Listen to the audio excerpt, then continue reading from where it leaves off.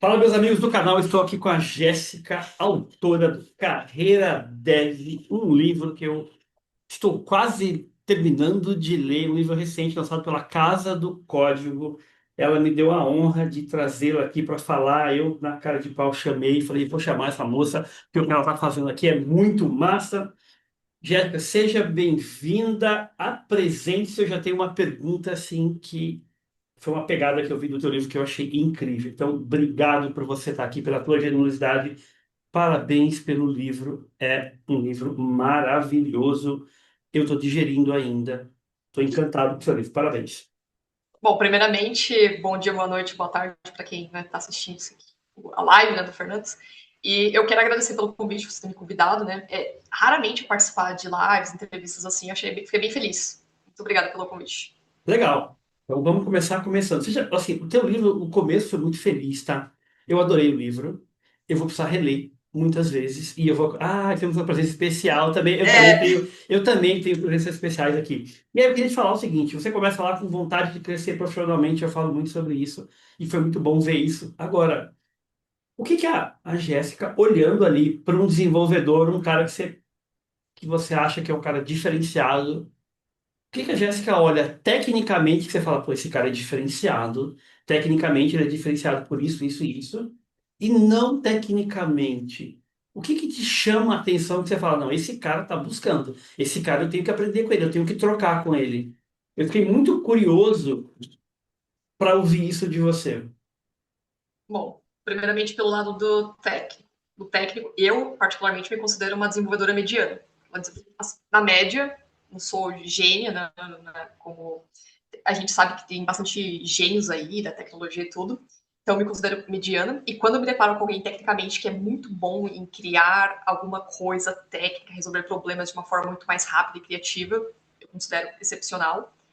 E também, olhando para o lado do skill não técnico, quando essa pessoa sabe se comunicar bem, sabe ouvir, principalmente, ela escuta, ela entende o que está sendo pedido, como vai ser resolvido, isso eu considero excepcional também. Putz, eu tenho muito que aprender. E a curiosidade que acaba atiçando isso, né?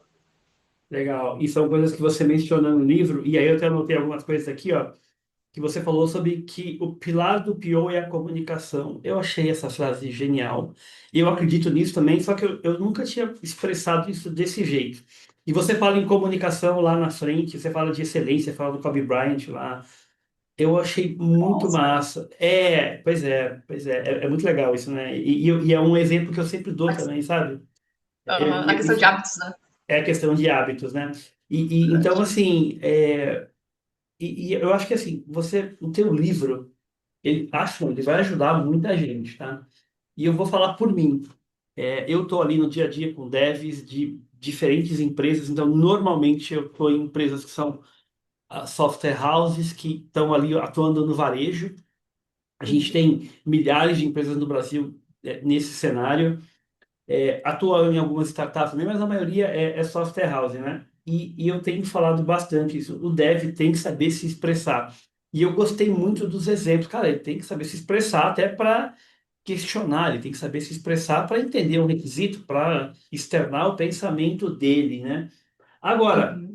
pergunta, eu acho que não sei se é polêmico ou não, mas na sua visão, os devs, baseado na sua vivência, lógico, você acha que eles têm se comunicado bem, têm procurado, ou eles têm compreensão do quanto isso é valioso? Eu acho que não são todos. Assim, eu estou muito em redes, comunidades técnicas, eu acompanho muito. Então, estou no Discord, estou no Tab News do The Champs. Então, eu vejo, já vi em posts, eu não sei a faixa etária dessas pessoas que comentaram isso, né? Mas também não sei se pode ser mais jovem, mais velha. Mas já vi posts, já li posts da pessoa falar: putz, pra que comunicar? Eu quero ficar aqui programando de boa e tá certo, né?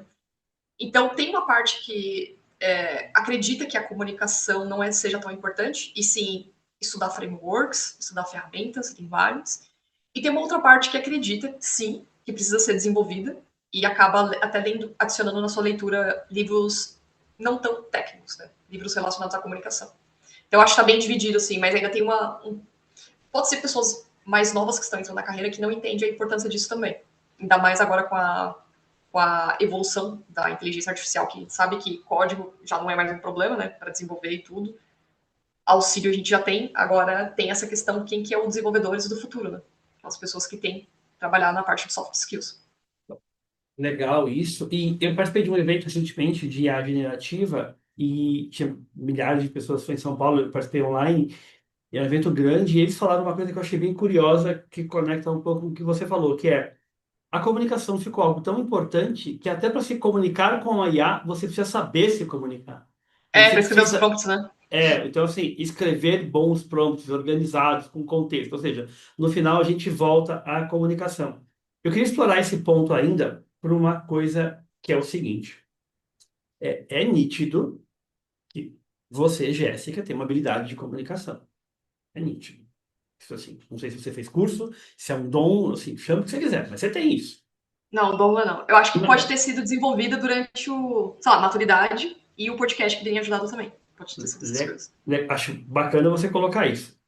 E eu chamo essa habilidade, eu chamo de habilidade injusta. Porque eu acho uma Justa. habilidade, eu acho que é uma habilidade tão forte, mas ela é tão forte, tão poderosa, que quando a pessoa não desenvolveu, é uma vantagem muito forte, né? E eu acho que para dev faz ainda mais sentido, porque às vezes você precisa comunicar com o cliente. Às vezes você precisa Nossa. extrair o que o cliente quer. Às vezes você precisa ajudar o suporte. Eu falo de vida real, né? Então, eu estou em empresas que às vezes dá um problema, como aconteceu hoje, literalmente hoje, quando a gente grava aqui, dia 1 do 9 de 2025, teve clientes que precisaram do desenvolvimento para resolver uma situação relacionado ao suporte ali. E aí, claramente, o desenvolvedor que tem maior habilidade, ou que tem isso que você falou da empatia, de tentar entender, ele vai levar vantagem. Ele não tem muito. É assim que funciona a vida. Agora, você falou então que o desenvolvedor que você acredita que você aprende é aquele que ele aprende rápido e falou das habilidades das soft skills. E que outras soft skills, além da comunicação, você acha que te ajudaram a ser essa Jéssica? Porque você podia ser uma programadora, você falou que é uma programadora mediana. Eu vou discordar de você, eu acho, não sei tipo como programadora, mas eu não acho que você é uma programadora mediana, mesmo sem conhecer o teu código. Porque você faz muitas coisas. Não, todo dev é igual a Jéssica. Em que sentido digo isso? Todo dev publicaria livro, não que ele tenha que publicar, mas que eu estou dizendo. Todo dev teria um podcast, e não há nada de errado em não ter feito um livro, não fazer um podcast. Mas eu acho que você tem alguma coisa de diferente Uhum. ali. A comunicação, com certeza, é uma delas. Você falou que o podcast está te ajudando. Eu já ouvi isso de outras pessoas. E quais outras habilidades te ajudam como desenvolvedora? Além da soft skills, você fala? Além da comunicação, por exemplo. Da comunicação, acho que a questão da empatia, né, essa questão de escutar, você se pôr no lugar de outra pessoa, né? E eu não sei se entra também na comunicação, mas é a questão de resolver conflitos, saber resolver conflitos. Eu já trabalhei em uma empresa que me chamaram de pacificadora, né? Porque você via aquela treta lá do infra com dev, calma, gente, calma, entender, vamos entender. E você não quer comprar briga naquele momento, você sabe que vai ser um desgaste, vai ser... Tá, então vamos fazer dessa forma, entregar assim, o que você acha? Tá bom pra você? Tá bom. E pra você tá bom? Ah, não tá bom, mas por que não tá bom? Ah, então vamos fazer dessa forma? Não. E essa questão de resolver conflitos, né? Evitar conflitos também. Além disso, empatia, a resolução de conflitos também é uma boa. E eu acho que essa questão de comunicação não violenta, né? Porque quando a gente fala comunicação não violenta, não é que você vai xingar a outra pessoa, etc. Mas você vai saber medir as palavras, como que você vai usar, como que você vai pedir, como que você vai conversar com outra pessoa também, né? Legal, legal. E contato com o usuário? É uma coisa que Eu faz não tenho parte contato diretamente. Não? Eu tenho contato com os POs, né? Que na Aham. verdade os POs recebem a solicitação, envia pra gente, mas diretamente com o usuário não tem. Eu já tive em outras empresas. Então é uma questão que você tem que saber conversar, né? Porque para eles parece que é tudo muito simples. Você desenvolver, às vezes, sei lá, colocar um botão na tela é algo, aparentemente, visualmente, algo muito simples. Mas pode ser que por baixo dos panos, né? Toda aquela comunicação back-end, front-end, acaba se tornando um pouco mais que isso, levando mais tempo, né? Então, como que você vai convencer o usuário, PO que, né? Então, é importante você usar a linguagem não técnica, né? Porque usuário, PO, managers, eles não querem saber a linguagem que você está desenvolvendo, como você vai fazer isso. Eles querem saber prazo, tempo, qual que é a entrega de valor, né? Esse é o ponto. Então, como que você pode falar isso com stakeholders, usar uma linguagem mais formal, sem ser uma linguagem tão técnica, que eles possam entender? Legal. Uma coisa que me ocorreu você falando aí agora é quantos. Por que que você escreveu o livro? Quando surgiu essa ideia?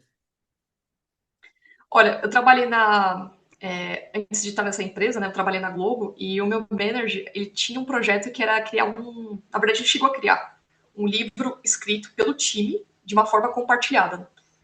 E o Vitor Cardoso. E aí eu escrevi 2 capítulos do livro. Falei, nossa, não gostei, né? E para mim foi 2 capítulos, mas para ele foi toda a organização.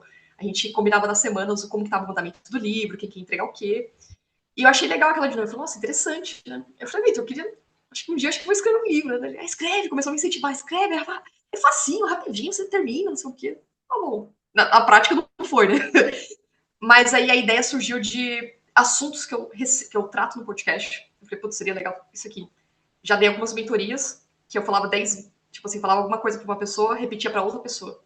Bom, se eu colocar em um livro, isso aqui acho que seria mais fácil, né? Um artigo. E coisas que eu escuto, vejo, leio na comunidade técnica que eu achei interessante compartilhar com as pessoas. Legal. E quanto tempo você demorou para entre você ter a ideia do O livro e processo. ele é o processo todo aí do livro estar no ar? Então, quando eu entrei em contato com a Casa do Código, já tinha sei lá, uns 2 ou 3 capítulos escritos, né? Daquele jeito, que precisava ser revisado e tudo. E aí eu entrei em contato com eles e falei assim, ó, tenho isso aqui, eles pediram. Ah, topou escrever. Então, eu já tinha algo escrito, revisado, só que o processo todo levou em torno de mais ou menos uns 2 anos e meio para ficar pronto. 2 anos e meio, um tempo considerável, Foi, né? que eu ainda estava na Globo quando comecei a escrever esse livro, então acho que faz mais ou menos isso, uns 2 anos e meio. Ah, você trabalhou na Globo quanto tempo? Eu fiquei 1 ano e 11 meses lá, Como deve mesmo. como desenvolvedora. Isso. Legal. E hoje você continua sendo dev também?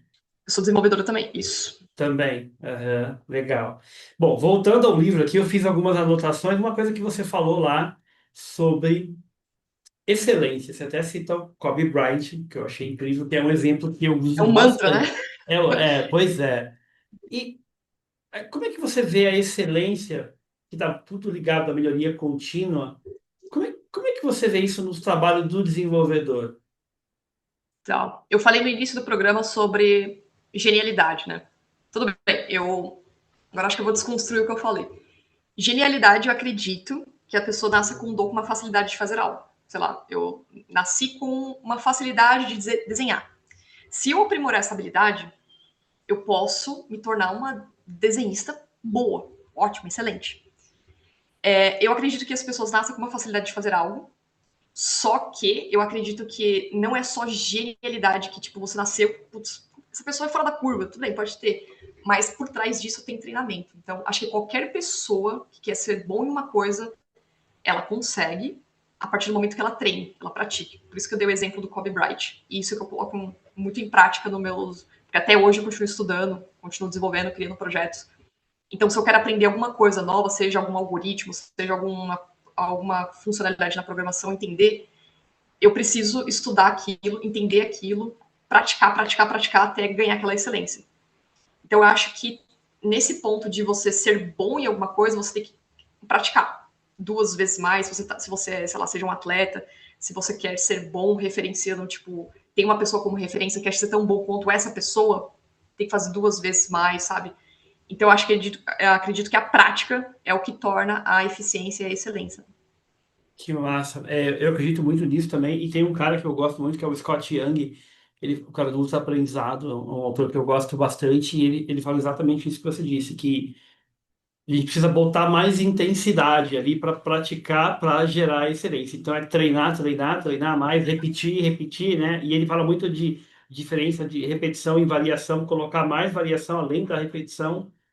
E foi Exato. uma das coisas que chamou muito a minha atenção. Mas assim, E só um esquece. detalhe, hein? Ah, O Kobe Bryant, ele era ruim no basquete, ele era bem ruim. E é, ele só se tornou bom porque ele entendeu que ele tinha que virar a chavinha na cabeça dele para treinar 2 ou 3 vezes mais e chegar mais cedo que o adversário dele na quadra.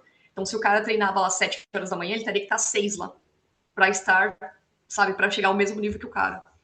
Que Que é a massa mentalidade isso. mamba que ele fala, né? Tem a mentalidade mamba. E me diz uma coisa, eu estou falando isso de maneira geral ou genérica, sem citar, sem exemplo de nenhuma empresa ou de nenhuma pessoa, mas uma impressão que eu tenho, não dá para generalizar, mas é que existem dois tipos de profissionais, pelo menos, que é aquele que vai lá e executa o seu trabalho, e tem aquele que, além de executar o seu trabalho, pensa em melhorar, tá? E aí, eu não estou falando só de desenvolvedor, estou falando de maneira geral, que é a pessoa que está ali, mas ela fala, não, eu vou executar meu trabalho da melhor maneira possível. Ela não quer só executar o trabalho, ela quer executar da melhor maneira possível. E ela tem consciência que ela pode melhorar. Então, ela busca isso que você falou. É a melhoria contínua, é se dedicar mais, é estudar mais, né? Porque não há mágica. Eu acredito muito nessa sua visão também. Eu compartilho. E quando eu vi o exemplo do Kobe Bryant, eu fiquei. É um exemplo que eu costumo dar também. Um exemplo que eu gostei bastante. Fiquei feliz de você usar o mesmo exemplo. E é massa isso. Olhando nessa perspectiva, que eu tenho esses dois tipos de profissionais, independente de ser um desenvolvedor, a gente está falando aqui do teu livro, que é um livro para desenvolvedor, mas honestamente, se a gente subir um pouquinho, subir no sentido de dar um zoom ali, ou olhar de cima, o teu livro não é só um livro para desenvolvedor, só no sentido de serve para desenvolvedor, é um livro de carreira mesmo. Acho que tem muita É. sacada ali. Ele está focado no desenvolvedor, mas tem muita coisa massa ali. Eu não sou um desenvolvedor hoje há bastante tempo, mas é um livro que eu tô lendo, tô finalizando, vou ler de novo, vou indicar, né? Aliás, a descrição do livro, o link do livro, as redes abertas, todas vão estar na descrição do vídeo, e isso é bem importante. Mas se você fosse olhar isso, essa profissional que só executa e o profissional que executa com visão de melhoria contínua, baseado nas suas experiências, de onde você andou até hoje, qual que é a porcentagem de cada um? O chute? Chute Olha, mesmo. chute. Depende, né? Tem bastante pessoas que procuram melhoria contínua, seja em prol de carreira ou até para o time. Mas já trabalhei com pessoas que, sei lá, eu gosto de fazer o meu feijão com arroz, tá ok, faço aqui, entrega, acabou. Essa pessoa se sente feliz, né? Ela não necessariamente precisa buscar elevar a carreira, estar sempre estudando. Ela faz o. A gente fala que é o básico, né? Faz o que entrega e acabou. Porque pra ela, aquele sentimento de zona de conforto, tá ok. Pra ele tá ok, pra ela tá ok. Não vejo nenhum problema. Pode ser que no futuro, se ele ou ela sair dessa empresa ou buscar alguma outra coisa, talvez tenha que correr um pouco mais atrás do que se reatualizar. Isso não tem como fugir. Mas quando o profissional busca a questão de melhorias, ele não só ajuda o time em si, como também em prol de si mesmo, né? De acabar aprendendo com aquele desenvolvimento que ele está fazendo. Então, ótimo, se a gente fosse falar qual é o profissional que é bom, tudo nessa questão, né? A gente fala que é aquela pessoa que busca melhoria contínua, vai trazer. Mas eu acho que é muito equilibrado ainda. Então, tem pessoas desse tipo que quer fazer aquele, estar naquela zona de conforto, tá ok para ela, tá feliz, tudo bem, não tá errado. E tem aquela pessoa que busca melhoria contínua, quer evoluir na carreira e pensa sempre em melhorar o produto também, né? Legal. E é engraçado, né? Porque eu entendi o que você quis dizer, que a pessoa tem o direito de escolher entre ser um tipo de profissional e ser o outro. Isso eu concordo contigo também. E tá tudo bem, ela também tá feliz e tá tudo certo. Agora, uma coisa que eu vejo, e esse era o ponto, é o seguinte: seria até injusto, imagina pegar você, a Jéssica, que, cara, você escreveu um livro, você 2 anos e pouco. Você ralou, você escreveu 2 capítulos de um outro. Agora imagina se eu, Fernando, imagina que a gente programa ao mesmo tempo, na mesma linguagem, trabalhando na mesma empresa. Você se empenhou mais, escreveu os 2 capítulos, eu não escrevi nada. Depois você foi atrás, né? Você foi atrás, você tem um podcast e eu não tenho podcast nenhum. E aí, seria justo com você que eu tivesse mais oportunidade que você? É só isso que eu vejo, que é o Ah, seguinte: sim. só precisa ter clareza que a diferença do que você fez vai te abrir mais oportunidades. Uhum. E é isso que hoje eu sinto falta um pouco das pessoas terem uma clareza. Quer ver uma prova disso? Que é curioso, que é o seguinte. Eu vejo muitas pessoas falando assim, eu preciso ganhar mais. E tá tudo certo, eu também quero ganhar mais. E eu quero que todo mundo ganhe mais. Agora, eu não vejo ninguém falando o seguinte, nossa, eu preciso escrever os 2 capítulos que a Jéssica escreveu. Nossa, eu preciso ter um podcast. Nossa, eu preciso escrever, passar 2 anos escrevendo um livro. Então, o que que eu estou querendo dizer com isso? Cada um tem o direito de escolher o que quiser e ser feliz com aquilo, tá tudo certo.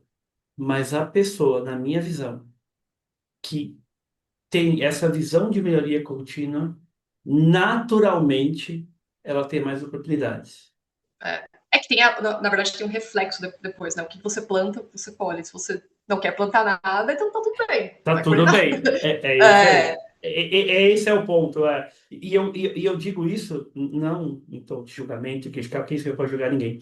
Mas pelo seguinte, as pessoas só precisam ter essa clareza que, uma vez que eu estou plantando, aumentam as chances de colheita. E quando eu não estou plantando, diminui. Esse é o primeiro passo. uhum, é, E se você tivesse que dar aumento, é aquela coisa que eu sempre pergunto para o gestor, se você tiver que dar um aumento para quem se esforça mais versus quem se esforça menos, ele vai preferir quem se esforça isso mais. mesmo. Logicamente, isso é justo, né? Nesse sentido. Uhum, sim. E eu acredito que nesse sentido, o teu livro também vai ajudar. E quando eu digo ajudar, algumas pessoas se incomodam com a palavra ajudar. Sabe que uma vez eu tomei uma invertida, não sei se esse dia eu te conto essa história. Mas uma vez eu usei a palavra ajudar e a pessoa ficou brava comigo, porque ela falou que não precisava de ajuda de ninguém. Mas quando eu digo, é verdade, é verdade. E tipo, eu não esqueci essa história, mas enfim. E era um programador, inclusive, mas tudo bem. E aí, o que que acontece? O teu livro, eu não sei se você tem essa noção do impacto que você vai causar a partir de agora. Cara, assim, eu li o teu livro, não cheguei a ler o final, devo ter lido uns 75%, quase 80%. E é engraçado o impacto que você causa, assim, Bom, eu que o vou ler sim. livro causa, né? E eu estou falando do teu livro porque a gente está falando dele aqui. Mas como um livro pode impactar as pessoas, né? Você pensou sobre isso? Não Você... pensei. E quando eu recebi, você pode ver que ele é fininho, né? Eu falei, quando eu Hum. recebi, eu falei, nossa, eu achei que tivesse escrito mais. Putz, mas o pessoal vai ler isso aqui, mas acho que não vai fazer tanto, não vai impactar tanto, não vai fazer tanta diferença, né? Mas é pouco. Já, bom, vai ficar assim mesmo, né? É isso. É o que deu pra escrever. Bateu aquela onda, putz, eu podia ter escrito mais, né? Mas agora você falando, a impressão que eu tenho é que isso aqui, essa grossura, né? Esses capítulos que tem, é algo pequeno, mas parece algo valioso também. É, tipo, menos é mais, algo desse tipo, sabe? Ah, não. Putz, eu consegui ser certeira. Eu fico feliz porque eu consegui ser certeira. Ah, sim. E uma coisa que eu chamei a atenção, que me chamou a atenção, é que assim, eu comecei a ver algumas pessoas que você colocou ali, que você mencionou, que fizeram comentários ali, E isso que eu né? convidei para comentar da visão delas profissional. Isso. E aí, olhando as pessoas, dona Jéssica, eu falei, essa Jéssica é danada, essa menina. Porque eu falei, nossa, essa menina é bem relacionada, hein? Eu vi ali, viu que você chamou uma galera de empresas conhecidas e tal. Eu falei, nossa, ela tem a visão de cultivar relações, relacionamento. Aham. Isso é uma coisa que eu também faço, né? Pra você ter uma ideia, eu trabalhei, meu primeiro trabalho como desenvolvedor foi numa construtora em 1992. Eu tenho contato com algumas pessoas até hoje. Ah, é bom manter. Ainda É mais se bom, acabar virando amizade, né? acaba virando amizade, que foi o caso. E essa tua habilidade de cultivar relacionamento, você já falou que foi chamado de pacificadora, né? E é engraçado isso. E bom, é positivo, eu acho interessante isso. Mas isso te ajudou no teu trabalho como desenvolvedora? Ajudou. Eu acho que quando eu era mais nova, assim, estagiária, desenvolvedora júnior, não tinha muito essa maturidade, né? Mas conforme você vai crescendo, vai passando o tempo, você vai começando a ganhar a maturidade, você acaba aprendendo a se posicionar, né? E você percebe que tem coisas que não vale a pena brigar, sabe? Comprar. Eu tenho uma frase que eu gosto de usar, né? Tipo, você prefere ser feliz ou ter razão? Se tu numa situação assim, eu sou feliz, sabe? Tem situações que, tipo, tem brigas que não vale a pena comprar. Então, eu falo assim, não, eu quero ser feliz. Se tá com a razão, tá tudo certo, então, ok. É, Então, eu queria ter descoberto isso com a sua idade, não descobri mais que é perto da minha, tá? Então, eu Não, também. mas hoje eu tenho 35 anos, então tive esse processo de entender essas coisas, né? Então, eu acho que quando você chega assim nos 30, você começa já a ganhar aquela processo de maturidade, falar, putz, o que você pode ter aprendido, que os erros, né? Então, vão se tornando aprendizados. Né?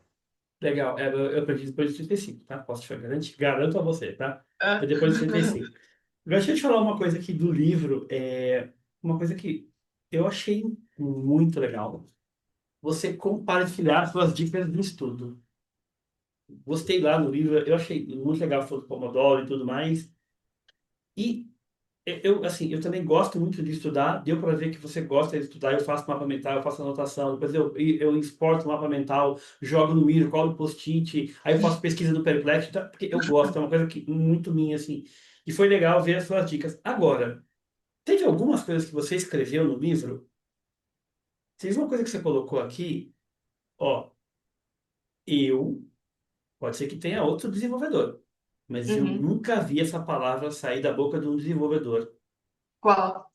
Formular hipóteses. Formular hipóteses, isso é muito boa. Então, assim, isso não é, assim, ó, pelo menos de onde eu convivo, com os desenvolvedores que eu convivo, eu não lembro nenhuma única vez. Pode ser que eu tenha ouvido, mas eu não lembro. E isso é um vocabulário normalmente por pessoas mais de produto, de UX design, Você enfim, acha? É acho. muito. É muito É? produto. Não, mas eu tô falando isso de maneira negativa, não. Eu tô falando isso de maneira Aham. incrível. Eu achei muito uau, assim, né? Eu não sei, talvez para você estar inserido ali em contato com POs e PMs e gestores, enfim. Mas o que eu estou querendo dizer aqui, tudo isso, é o seguinte: é um vocabulário diferente. E para mim, foi mais uma evidência de que você é uma desenvolvedora diferenciada. Formular hipóteses, né? E agora eu te pergunto, você colocou isso aqui, por exemplo, você já conversou com outro dev que falou isso para você? Verdade, nunca. Não, eu acho que eu escutei isso durante algum tempo, quando você estava debugando e tentando encontrar um erro, né? Então você está naquela situação que você não encontra o problema, seja em produção. E eu acho que eu já ouvi sim de algum desenvolvedor durante, eu não lembro de qual empresa, mas a gente estava numa situação que estava tentando investigar, então a gente usa muito a palavra investigar, se pôr como detetive, né? E começar a formular hipóteses. Qualquer hipótese que isso aqui pode causar aqui. Vamos tentar fazer esse cenário, tal, tal, tal. Mas acho que já escutei sim de desenvolvedores mais experientes também. Ah, legal, legal, Cenários, né? Tipo, legal. hipóteses. Bacana. Eu gostei, foi legal ver isso. E aqui Legal. é legal. Você vê como é detalhe do livro que às vezes a gente não pensa, mas que ele cria uma série. É legal isso, né? Você vai começar, eu acho que você vai começar a se deparar com isso agora, com essas coisas, com esse tipo de o impacto que você causou. Teve um dado lá que, honestamente, eu não conhecia, que é os 52 minutos de códigos por dia. Sim, tem pesquisas, né? Uma Porque pesquisa.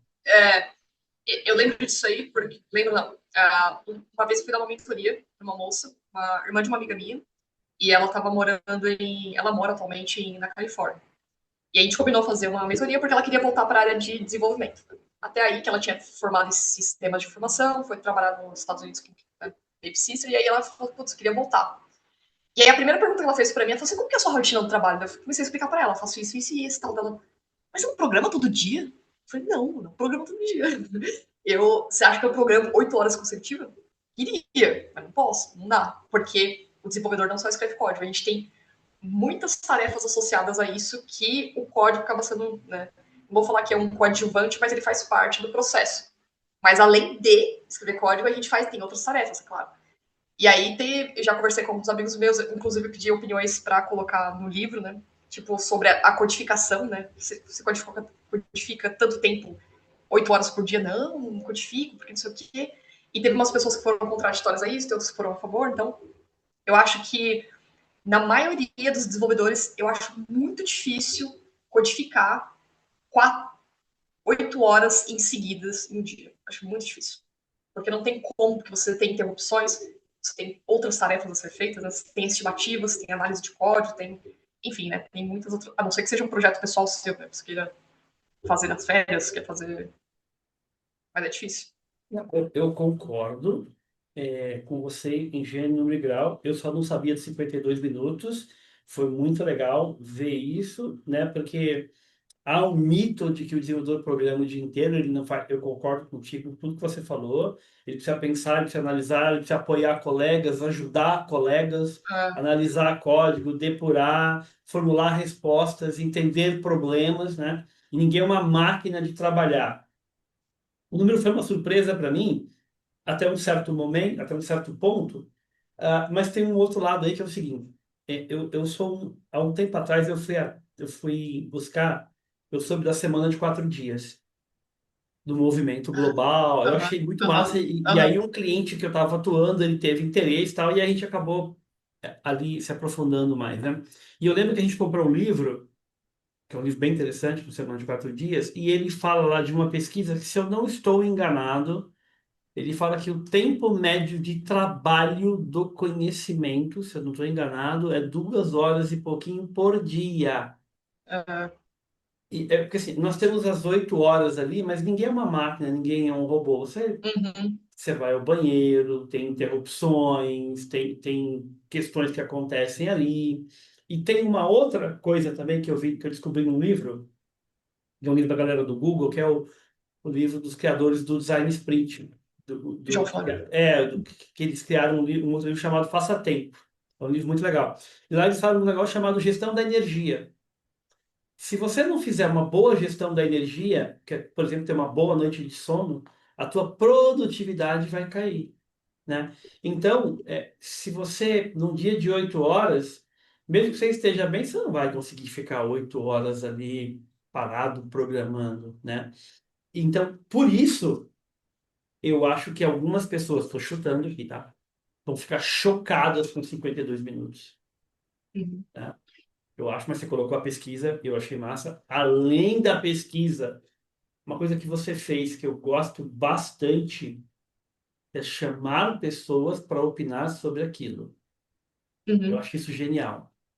Eu acho que É para isso não colocar só meu ponto de vista, né? Aí coloca a opinião é, de.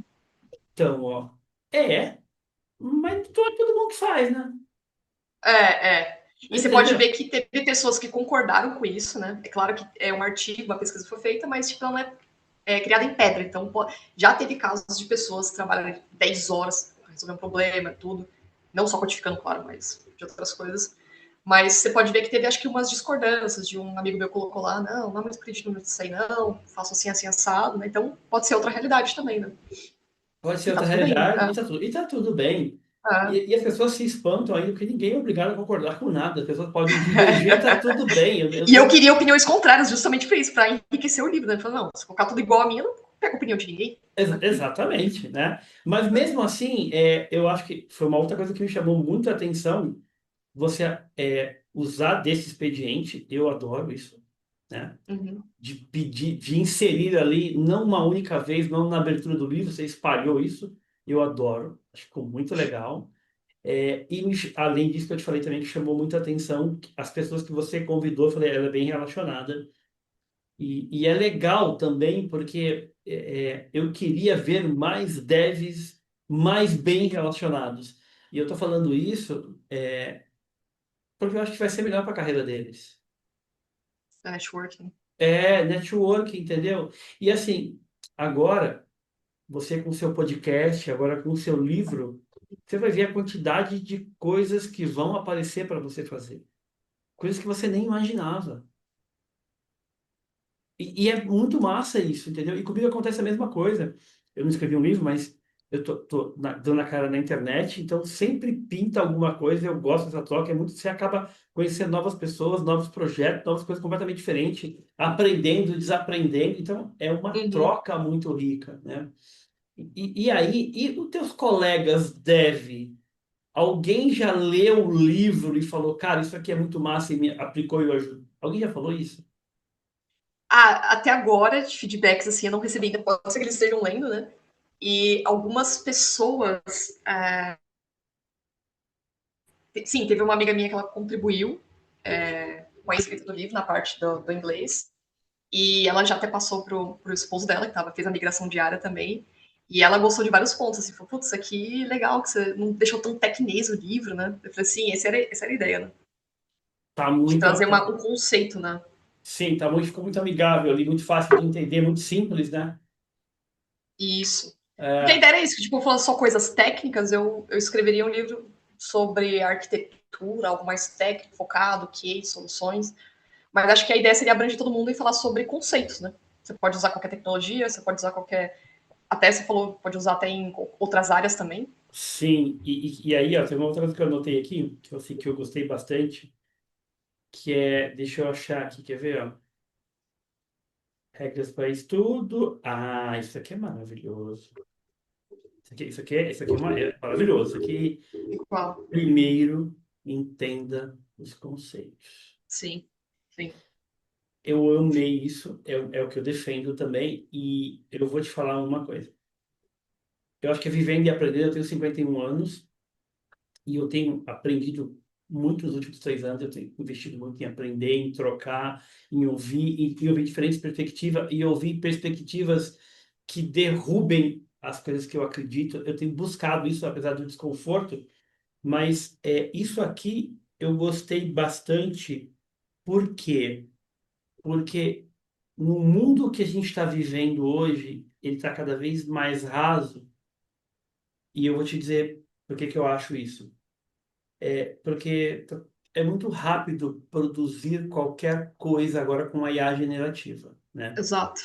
E quando vem uma pessoa que é uma desenvolvedora diferenciada, que tem uma habilidade de comunicação, que constrói relacionamento, que escreveu um livro, que tem um podcast, que escreveu um rascunho e mandou para a editora e fala um negócio desse, eu acho que você contribui para a discussão, tá? E eu tô neste momento, neste exato momento, eu tenho um projeto que eu estou envolvido, onde eu tenho uma pessoa, talvez mais de uma, onde ela parece que ela é meio contra teorias, ela quer ir para a prática, ela quer ir para o código, ela quer ir para e eu não e assim eu não lembro de ter, eu devo ter participado de outro projeto que tinha isso, mas Aham. nesse nível eu nunca vi. E aí quando li isso aqui, juro por Deus, a minha vontade era falar assim, ó, você devia ouvir essa moça aqui. Olha o que ela falou. Juro, é a minha vontade como ser humano. Mas eu não vou fazer isso, eu vou me controlar. Mas aí eu queria te perguntar o seguinte: é, como é que você aplica isso no teu dia a dia? Fernandes, eu já passei. Tudo que eu escrevi no livro é coisas que eu já passei. Errei bastante. Eu até falo da cultura do erro, que a gente errar é bom, porque é uma forma de aprendizado. E eu lembro que teve uma vez que eu trabalhei numa empresa, num projeto, não sei o que eu estava desenvolvendo. Eu tinha feito alguma coisa, fiz alguma coisa errada. Aí meu amigo perguntou: Você entendeu isso aqui? Eu falei: Entendi. Ele falou: Então me explica. Eu expliquei: Tá, tá, tá, tá. Não, você não entendeu. Eu falei: Não, entendi. Vai ver de novo. Eu falei, tá. Você entendeu agora? Eu entendi. Então explica. Explicava tudo errado de novo. Ele falou: Enquanto você não sabe explicar certo, pra mim você não entendeu. Eu falei: Puta, é verdade. Eu tô desenvolvendo um site aqui do podcast, do café. O site tá em legado, MVC, só que eu quero fazer a parte de back e de front-end, né? Então eu tô fazendo sozinho aqui e peço pra IA fazer só o code review. E aí eu fiquei me deparando com um fluxo de autenticação. Eu fiz, daí eu falei, putz, eu acho que isso aqui, eu acho que eu não entendi direito o que eu tô fazendo aqui. E eu vou e explico pra IA, vê se eu entendi, vê se tá certo o meu entendimento. Ó, tem que fazer isso e isso, que passa pra cá, o front-end vai mandar o token, eu faço isso. Tá certo isso aqui? Aí ele, você entendeu quase lá. Eu falei, putz, se eu entendi quase lá, então é porque eu não entendi. Então eu vou refazendo algumas coisas e eu percebi que é importante você entender os conceitos por baixo dos panos para você aplicar. Não adianta nada sair criando um negócio de autenticação, sendo que você não sabe como que funciona a parte de token por baixo dos panos. Como que é gerado o token?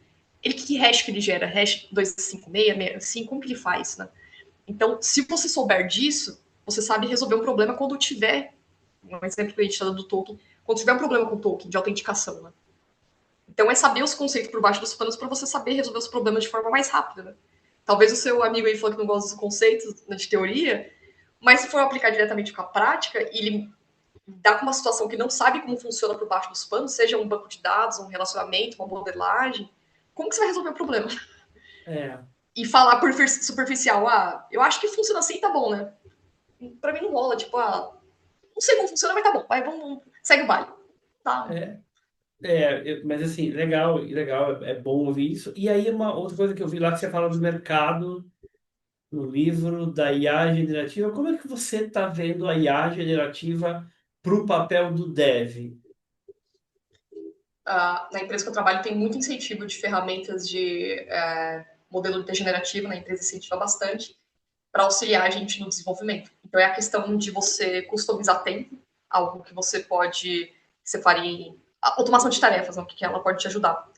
E também no aprendizado. Se tem alguma coisa que você não está entendendo, se tem algum código que você não está conseguindo aplicar, ou se você já aplicou e você quer validar isso com alguém, que é a mesma coisa você falar com o seu amigo, você joga, conversa com a IA, né, com a ferramenta, só que ao invés de você pedir a resposta para ela de cara, tem que explicar para ela: ó, eu fiz dessa forma, eu acredito que ser feito assim, assim, assado, porque eu quero isso, isso e isso, e aqui é dando duas opções. Você acha que tá certo dessa forma ou da outra? Acabou. Aí não te induz a resposta. Então, usar as ferramentas de modelo de inteligência artificial para estudar, para automatizar suas ferramentas, né, as suas coisas do dia a dia, do cotidiano, e também para te dar novas ideias de como desenvolver, é bem positivo, que é o que as empresas estão investindo. Conversei tanto no meu podcast e nas pesquisas que eu fiz com o livro, né? Então as empresas estão investindo pesado em modelos degenerativos. Bacana. E, então você também diz, eu super concordo com essa abordagem. Acho que é muito massa que eu tenho nesse evento que eu fui que eles chamam isso de abordagem de dois passos, né? Não pedir a resposta primeiro, é conversar com ela ali, dar todo o contexto e para o antes daquilo para entender e aí perfeito. Acho que tá muito alinhado isso. E eu acho que essa é a melhor maneira também, até porque isso vai ajudar você a desenvolver o senso crítico, né? Você ter fazer uma análise global do problema ali e avaliar. E aí, quando você faz isso, automaticamente você sai do raso, né? Você vai para uma Sai, camada te mais força a profunda, pensar. de maior atenção, de maior, tá mais compenetrado naquilo. Agora, você falou que você está usando para code review, você está usando para code review, a IA, você está usando para esse tipo de cenário que você acabou de colocar. E para que mais você acha que a IA hoje, ou que você está usando, ou que ela traz ganhos para o desenvolvedor? Então, eu estou entendendo que você apoia, recomenda, desde que você seja responsável pelo conteúdo, né? Você não está Uhum. copiando e colando a resposta. Foi o que eu entendi, foi isso, eu acho Isso. muito massa. Mas o que mais você acha que a IA hoje, ou da forma que você usa, que você daria dica para o desenvolvedor? Olha, explora mais isso que vai trazer esse ganho. Por exemplo, code review. Tem alguma coisa que você está fazendo que está ajudando no code review, por exemplo? Tá. Sim, para code review eu uso, mas tem algo que eu gosto bem de usar quando você precisa encontrar gargalos na sua aplicação e melhorar a performance da aplicação. Né? Então, normalmente você vai fazer uma pesquisa, pelo menos eu faço isso, né? Pego a aplicação, vou olhar todo o fluxo dela. Passa por aqui, por aqui, por aqui, e vou anotando. Beleza. Essa função que chama essa, retorna isso e aquilo. Tá, aqui eu poderia melhorar aqui os logs. Beleza, colocar mais, melhorar a performance aqui e tudo. Usar a IA para poder encontrar gargalos na aplicação, te ajudar a encontrar estratégias melhores de como aplicar as soluções para evitar esses gargalos e melhorar a performance também é uma boa dica. Agentes de IA, né, na verdade. Ele vai te ajudar a encontrar, aqui precisa ser feito uma. Ao invés de estar usando o método síncrono, você começa a usar síncrono aqui, que vai ser legal, vai diminuir a performance. Você pode criar benchmarks, né, criar pequenas POCs para poder testar a sua teoria, né, que é o que a gente estava falando no início e começar a fazer essas automações. Agentes de IA, como no MongoDB, por exemplo, você pode usar para encontrar bancos, documentos que estejam com dados duplicados, inconsistentes, qual a melhor rotina que você pode varrer. Então, você criando um bom prompt e o script com o auxílio da IA, você pode executar e melhorar essas queries, né? Melhorar a forma como está sendo feita a busca, colocar índice nas colunas, ou remover quando não está precisando. Então, eu diria nessa parte, tanto da parte de automação, quanto da parte de arquitetura, para melhorar, né, o conceito da escalabilidade, encontrar esses gargalos. Né? Coisas que, tipo, a olho nu, assim, o humano teria que ficar perdendo muito tempo caçando, ela vai lá e acha. Legal. E uma coisa que Você falando aí agora, e qual que é a tua visão sobre código limpo? Assim, Olha, no início. é, Pode falar. porque assim, porque você vai ter a pergunta pelo seguinte. Eu tenho um amigo que tem uma frase interessante sobre isso, que ele diz assim, ó, código limpo é, é o exercício que nós não estamos fazendo. Então, ele diz assim, ó, todo mundo sabe que tem que beber água, mas ninguém bebe. Todo mundo sabe que tem que dormir cedo, mas ninguém dorme. Todo mundo sabe que não pode comer açúcar, todo mundo come. E aí, ele é desenvolvedor também, e o bom, por sinal, ele fala, cara, o que que eu vejo? Tem empresas que têm maior, entre aspas, tradição, se preocupam com isso. Mas tem muitas, pelo menos na realidade que ele passou, que diz só que se preocupa, mas na prática, cada um faz o código do jeito que quer. Vida real, tô falando de vida real mesmo. E eu já vi isso várias vezes. É assim, não é, por ser uma coisa, entre aspas, antiga, tinha que estar mais difundida. Eu acho que é bom, acho que todos os desenvolvedores precisam ter essa mentalidade de código limpo, tá? De criar métodos mais limpos, fazer, né, reutilizar código, abstrações, beleza. Só que na realidade, há situações, há momentos em que, sei lá, às vezes tem uma pressão, uma entrega muito importante para fazer do produto. Putz, vai lançar o produto amanhã. Cara, isso aqui vai ter que ficar como débito técnico. Beleza, separa como débito técnico e tenha consciência de que vai ser feito aquele ajuste depois. Porque se a gente for martelar, colocar na risca a pedra que o Uncle Bob fala para colocar em todas as situações, na prática isso não funciona. Isso funciona, a gente tem a mentalidade de manter o código limpo, fazer, deixar a arquitetura bonita, tudo, performático, etc. Mas também a gente tem que entender e aceitar que há momentos que você não tem essa opção de fazer naquele momento. Então você tem que pensar se o produto está pedindo, o stakeholder, subir. Mas a gente tem um ticket para criar aqui de débito técnico e a gente vai atuar nisso depois. Beleza, até aí eu não vejo problema. Tudo bem, e eu concordo contigo em gênero, número e grau. Tô contigo nessa. Só vejo um ponto aí, que é o seguinte: a gente muitas vezes nem abre o ticket do débito técnico, muitas Isso. vezes nem abre, né?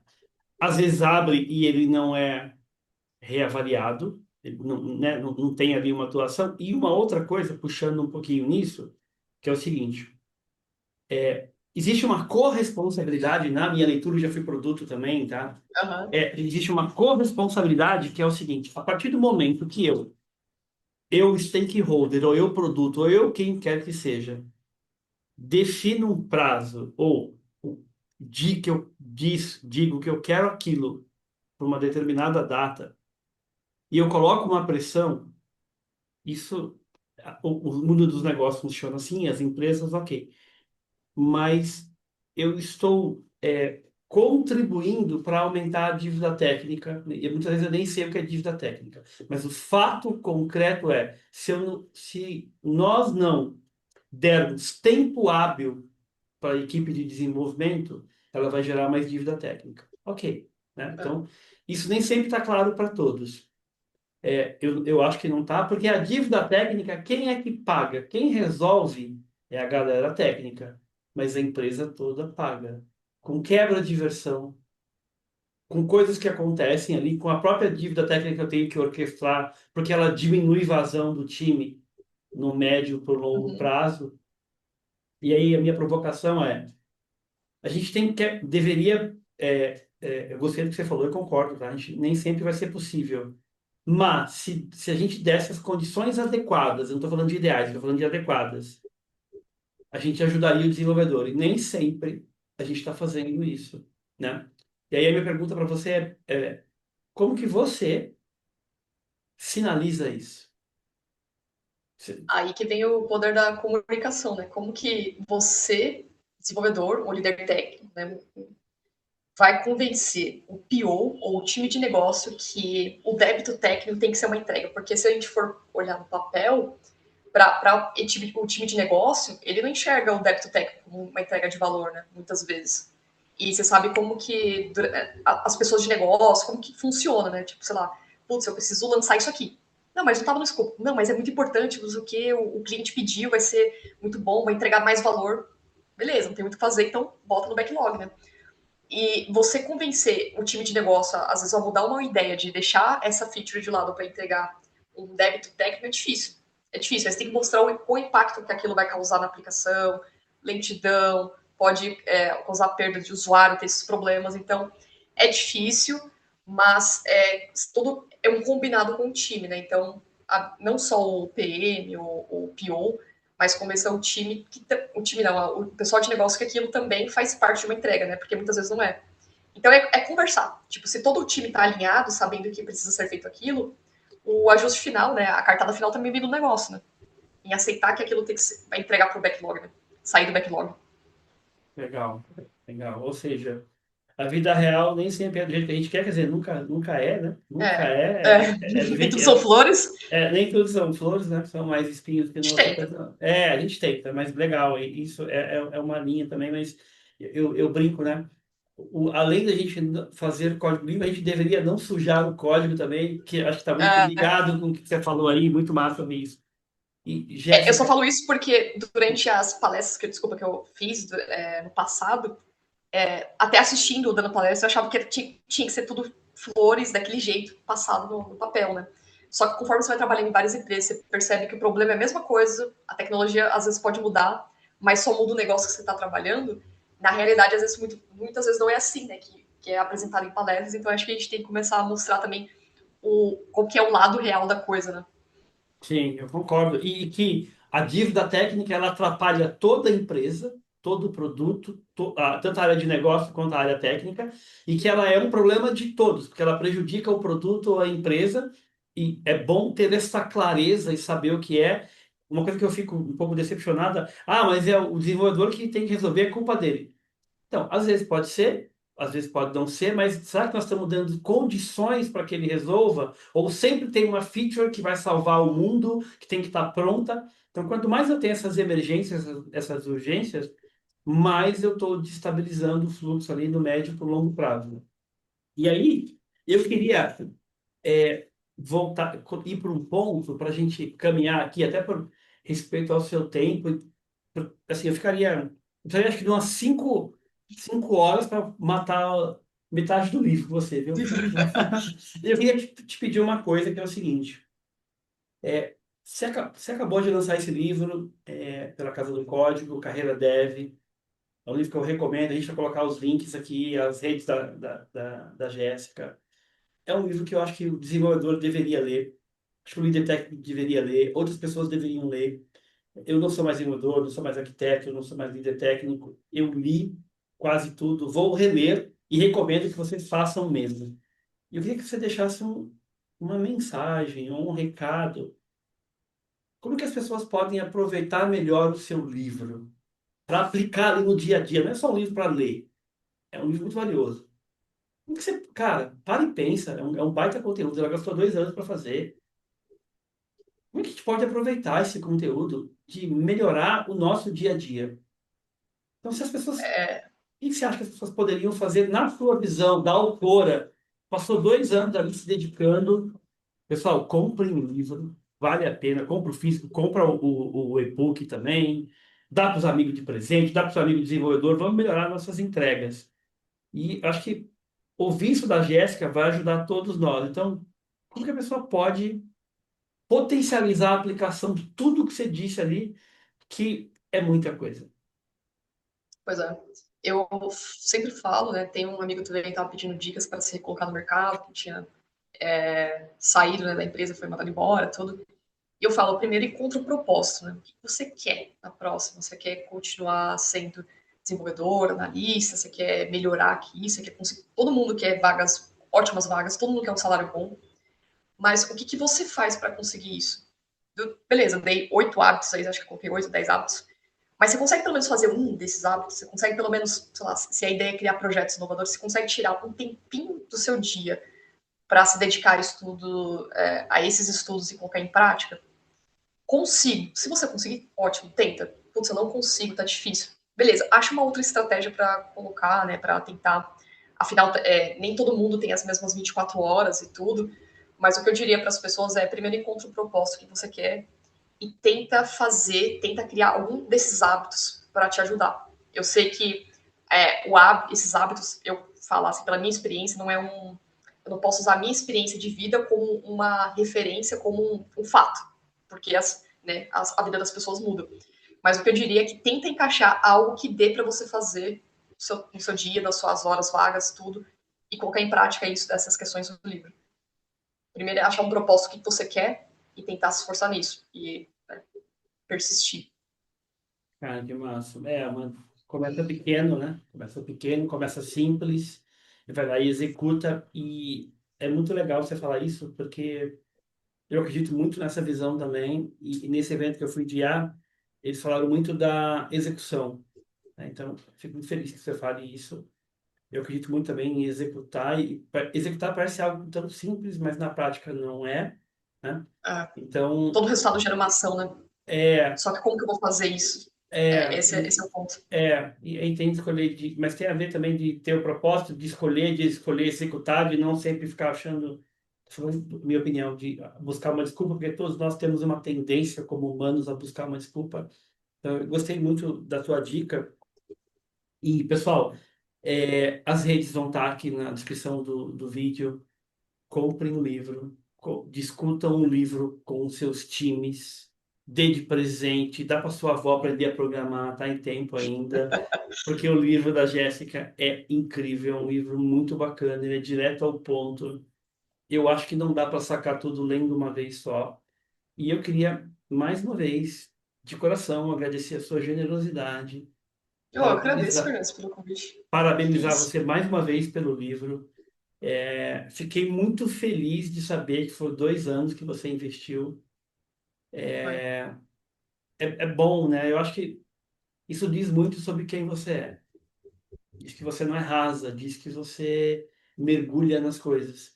E honestamente, eu sinto muita falta disso nos profissionais. Da gente que acha que não querer resultado rápido, a gente querer construir. Acho que é um pouco o que você falou, da melhoria contínua. Então, É. A nossa área tem que provar o tempo inteiro, né? Então, se você provar, você tem que ir atrás, pegar, provar o pé da letra. Olha, é dessa forma que sim, funciona, é desse jeito. sim. Então Então, muito massa. Eu vou terminar isso aqui já fazendo um comentário que é o seguinte. Eu sou obrigado a convidar você mais uma vez para vir aqui, não sei quando, mas eu sou obrigado. Eu não sei se para o próximo livro ou para falar de outra coisa, talvez para falar de Dev Full Cycle, acho que é um negócio é um bom muito. tema, um bom tema. É um bom tema. E o canal está aberto para você mesmo, tá? É um canal que está dando um gás de novo aí recentemente. O YouTube para mim é uma aposta. Eu quero começar a acompanhar mais o teu canal, prestigiar, vou deixar o link do teu canal aqui de todas as tuas redes, porque eu acredito muito nisso. O impacto do que você está fazendo vai ficar para sempre, né? Fica Então, que bom. não só o livro, então muito massa. Parabéns, foi muito bom te conhecer. E eu sou cara de pau mesmo, eu vou lá, a pessoa lança livro, eu vou lá e convido, tá? Se ela vai vir ou não, já é o meu padrão, tá? E eu fiquei muito feliz de você ter aceitado. Eu fiquei surpreso, não achei que você aceitaria, mas fiquei feliz, tá? Mesmo. Nossa, eu sou. Quem que sou eu na fila do pão, gente? Não é nem sobre isso, eu acho que a gente sempre fica ali porque eu digo sempre, assim, é 99 não para um sim. Mas tá eu vou continuar fazendo sempre, porque assim, já descobri minha taxa de conversão agora, então eu já sei que eu tenho que convidar sempre para receber um. Eu E gosto de conversar, aí, então, se quiser eu chamar, também. pode chamar. Eu vou chamar assim. Então, eu fiquei muito feliz e o teu conteúdo vai ajudar muita gente. E as pessoas, eu vou recomendar o livro para todos os meus clientes. Farei isso. Hoje eu falei um pouquinho dele. Ah, que Quando legal. sair a live, eu vou colocar o link lá para falar, pessoal, vocês compraram o livro? Então, foi muito massa. Então, obrigado. Foi muito, Eu que gostei agradeço. bastante. Tamo junto e até a próxima aí. Até a próxima. Obrigada e foi ótimo te conhecer.